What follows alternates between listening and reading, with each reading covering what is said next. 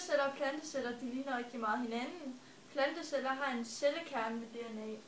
Og cellekernen, det er den her, som er inde i plantecellen. Og DNA er alle vores gener, og det findes i en cellekerne. Inde i cellekernen ligger generne på lange strenge. Disse strenge kaldes DNA.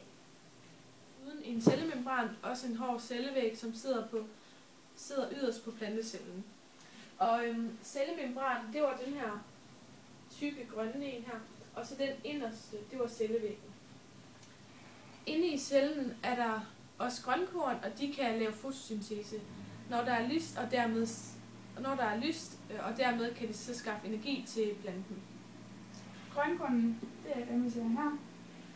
Cellekernen med DNA har mitokondrier til at sørge for cellens energiforsyning og ribosomer, der kan lave proteiner. Ribosomerne, det er dem her. Og rundt. Og mitokondrien, det er her. Er små dele af cellen, som omdanner sukker til vand og koldioxid, hvorved der så frigives energi. Ribosomer, det er små mørke korn i celleslimen. En celleplanten har også en vakuole, og en vakuole, det er den, I ser her.